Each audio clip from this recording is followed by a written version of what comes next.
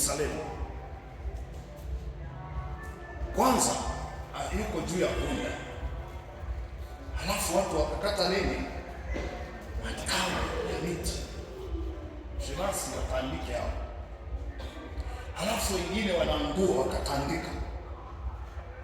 Sinajua mmenisikia. Sasa hapo kuna kitu kinatengenezwa, ni heshima ya kiwango kikubwa sana. Nisaidia ukafinya hapo. Sasa kuna kitu kinazaliwa hapo,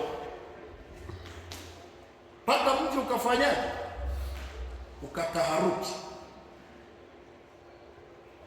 Ni nani huyo? Wanasema ni yule nabii. Ni yule nani? Yule nabii.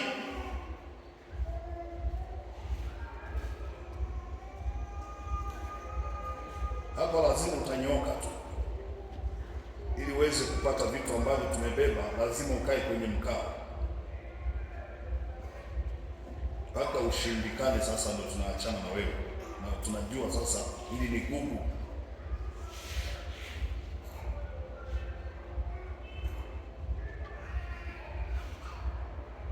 Bwana Yesu asifiwe.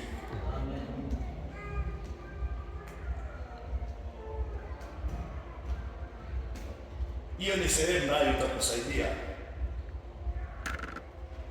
Sasa kwa sababu hukufundishwa, kuelimishwa, kuelezwa, kusaidiwa, tuna kazi sasa ya kutengeneza upya, ili uwe na adabu, uwe na heshima, lakini uweze kujua jinsi mambo ya rohoni yanavyokwenda.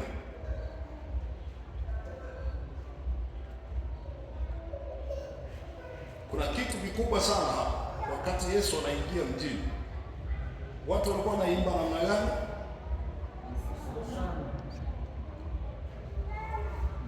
Wanafurahia kwamba huyu sasa anayekuja, huu mji lazima kuna mambo yatatendeka.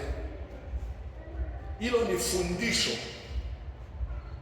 ya jinsi ya kumpokea mtu aliyebeba neema kuliko wewe.